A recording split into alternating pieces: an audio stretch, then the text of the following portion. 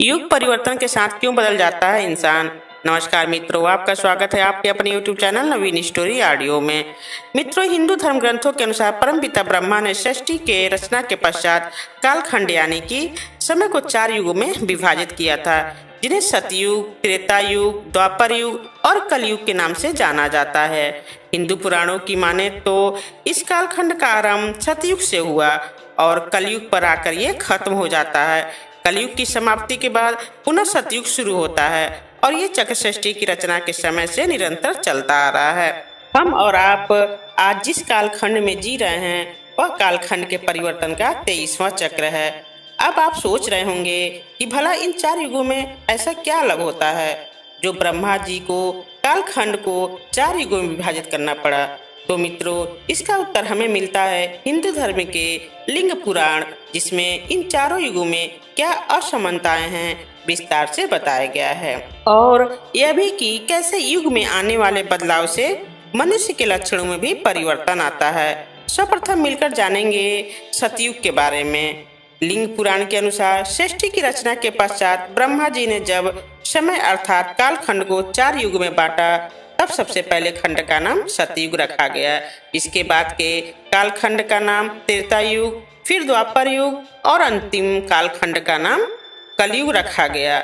मित्रों, पहला कालखंड यानी कि सतयुग में सभी मनुष्यों का एक ही धर्म होता है और वे धर्म है स्वार्थ का त्याग, यानी कि सतयुग के मनुष्यों में कोई भी स्वार्थी नहीं होता, सभी एक दूसरे की मदद किया करते थे। उस युग में किसी भी मनुष्य को किसी भी तरह की कोई भी बीमारी नहीं होती थी, जिसका कारण होता है कि सतयुग के मनुष्य अपनी सभी इंद्रियों को संयम में रखते थे।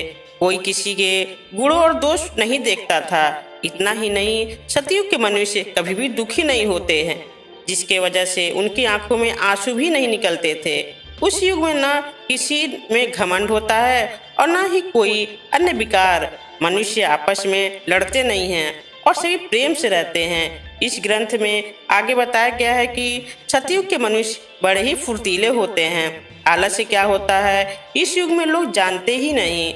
सतयुग के मनुष्य की सबसे बड़ी खासियत ये हुआ करती है कि वे न तो किसी से द्वेष रखते हैं और न ही किसी की चुगली करते हैं, न ही किसी से ईर्ष्या और न ही कोई एक दूसरे से अपने आप को बलवान समझता है। सतयुग में सभी मनुष्य अपने अपने कर्तव्यों का पालन करते हैं। सतयुग में सभी वर्णों के मनुष्य पर ब्रह्म परमात्मा के उद्देश्य से सभी अनुष्ठान कर सकते हैं। इस युग के सभी मनुष्यों का अधिकतर समय धर्म कर्म करने में ही व्यतीत होता है। सब लोग परमात्मा के नाम का ही जाप और उन्हीं की सेवा पूजा में किया करते हैं। इस युग में स्त्री और पुरुष में कोई भेदभाव नहीं किया जाता है। सभी वर्णों के लोगों को शिक्षा, शस्त्र कला आदि क्षेत्रों में समान अवसर दिए जाते हैं। स्त्रियां विवाह के बाद अपने पत्नी धर्म का निष्ठा से पालन करती हैं और हमेशा पति की सेवा में लगी रहती हैं। बच्चे भी अपने माता पिता का कहा मानते हैं। अब बुढ़ापे में उनकी खूब सेवा किया करते हैं। सतयुग के लोग समय समय पर किए जाने वाले आश्रम संबंधी सत्कर्मों का अनुष्ठान करके कर्म फल की कामना और आसक्ति न होने के कारण परम गति प्राप्त कर लेते हैं।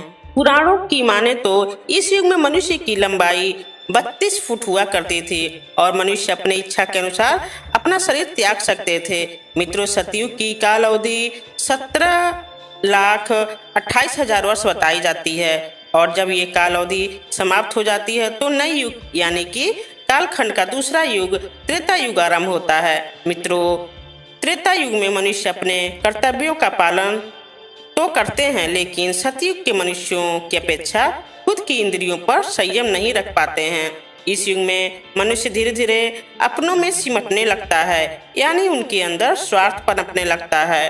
वे दूसरों की चुगली करने लगते हैं। साथ ही इस युग में मनुष्य में ईर्ष्या की भावना भी जागृत होने लगती है। हालांकि ऐसे मनुष्यों की संख्या काफी कम होती है। मित्रों, यह युग समाज वर्णों में यानी कि ब्राह्मण, वैश्य, क्षत्रिय, शूद्र आदि वर्णों में विभाजित होना शुरू हो जाता है। हालांकि त्रेता युग में सतयुग की अपेक्षा धर्म का लोप होने पर भी इस युग की स्त्रियां अपने धर्म का पालन करती हैं। पुरुष भी अपनी पत्नी को धोखा नहीं देता है। संतान भी अपने माता पिता की खूब सेवा करती है। पुराणों की माने तो इस युग में मनुष्यों की औसत आयु 10,000 वर्ष होती है और इस युग की काल अवधि 12,96,000 वर्ष होती है। इस काल अवधि के समाप्त होने के बाद कालखंड के तीसरे युग की शुरुआत होती है, जिसे द्वापर युग के नाम से जाना जाता है। लिंग पुराण के अनुसार द्वापर युग में मनुष्य अब अपने कर्तव्यों से दूर होने लगता है, यानी कि वो स्वार्थी होने लगता है। इस युग में भौतिक सुखों की पूर्ति करने के लिए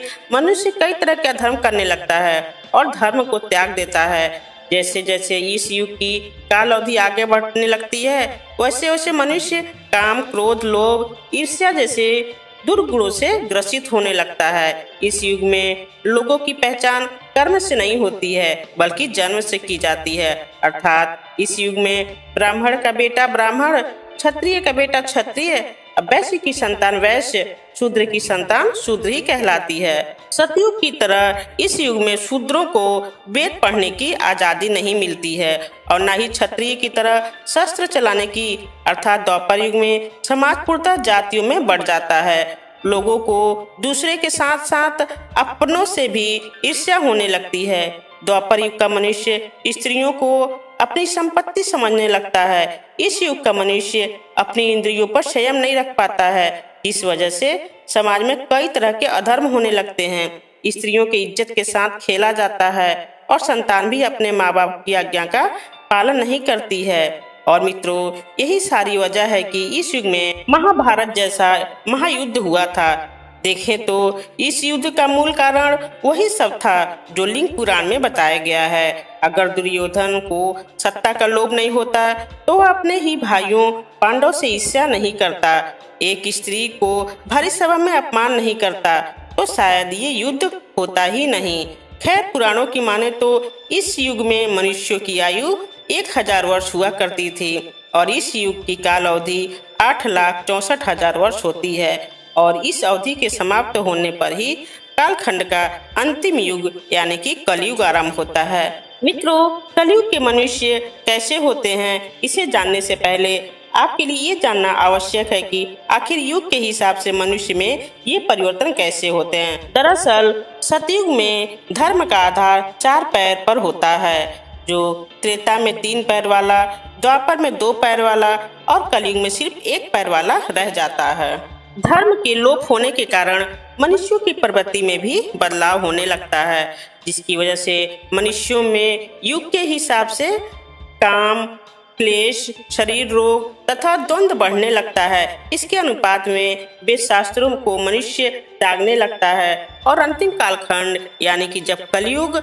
आता है, तब कलयुग में मनुष्य इस युग के मनुष्यों में काम, क्रोध और लोभ बढ़ जाता है। इस युग में मनुष्य अधर्मी, अनाचारी, महाक्रोधी और अल्पबुद्धि वाले होते हैं। इस युग में सभी अपने कर्तव्यों से मुंह मोड़ लेते हैं, जैसे कि ब्राह्मण वेद पढ़ना छोड़ देते हैं, क्षत्रिय प्रजा की रक्षा नहीं करते हैं, लोग घर में ही लड़कियों को मार देते हैं, जिसे पुराण में भी भ्रूण हत्या कहा गया है। इस युग में चोर प्रवृत्ति के लोग भोली भाली प्रजा पर शासन करते हैं। इस युग में लोग तप और यज्ञ के फल को भी बेच डालते हैं। कलयुग की स्त्री हो या पुरुष, कोई भी अपने धर्म का पालन नहीं करता। इस युग में स्त्रियों का सम्मान न के बराबर रह जाता है। काम, क्रोध, लोभ और स्वार्थ में वृद्धि होने के कारण हिंसात्मक घटनाएं बढ़ने लगती हैं। लोग एक दूसरे से लड़ने लगते हैं, एक दूसरे की हत्या करने लगते हैं। संतान अपने माता पिता की सेवा नहीं करती है, वो उनका हाल तक नहीं पूछती है। कलयुग में पाप चरम सीमा पर होगा। कलयुग में बाप बेटी का रिश्ता भी पवित्र नहीं रहेगा। कलयुग में मनुष्य की लंबाई 7 से 5 फीट तक रह जाती है। साथ ही कलयुग में मनुष्य की औसत आयु घटकर 70 से 80 वर्ष रह जाती है। मित्रों, अब आप सोच रहे होंगे कि आखिर युग परिवर्तन के साथ मनुष्यों की लंबाई और आयु कम क्यों हो जाती है। तो मैं आप सबको बता दूं कि लिंग पुराण में बताया गया है कि जैसे जैसे युग परिवर्तन होता है, वैसे वैसे मनुष्य प्रकृति से दूर होता जाता है और भोग विलास में लीन हो जाता है, जिसकी वजह से मनुष्यों का शरीर कई तरह के रोगों से घिर जाता है और मनुष्यों में काम, क्रोध, लोभ जैसा तामसिक गुण बढ़ने लगते हैं और वे क्रोध और चिंता के सागर में डूब जाता है, जिस वजह से समय के साथ साथ मनुष्य की लंबाई और आयु कम होने लगती है। इस पुराण में कलयुग की अवधि को 4,32,000 वर्ष बताया गया है और जब ये अवधि समाप्त होती है तब सृष्टि के एक नए चक्र का आरंभ होता है और एक बार पुनः सतयुग आरंभ होता है। चारों युगों में कलयुग को वैसे तो सबसे शापित युग बताया गया है, लेकिन मित्रों कलयुग की सबसे बड़ी खासियत यह है कि कलयुग में सिर्फ एक दिन किया हुआ धर्म का काम सतयुग में 10 वर्ष, त्रेता में 1 वर्ष और द्वापर में 1 महीने में किए गए धर्म के बराबर होता है। और इस कलयुग में हरि का नाम मात्र लेने से ही मनुष्यों को मुक्ति मिल जाती है। फिलहाल मित्रों युगों की ये कथा यही समाप्त होती है। अगर आपको लिंग पुराण में बताई गई ये बातें अच्छी लगी हों तो इस वीडियो को ज़्यादा से ज़्यादा लाइक और शेयर करें। साथ ही अगर आप हमारे चैनल नवीन स्टोरी ऑडियो पर पहली बार आए हैं तो सब्सक्राइब जरूर करें। तो मिलते हैं अगले वीडियो में एक नई कहानी के साथ। ओम नमः शिवाय मित्रों।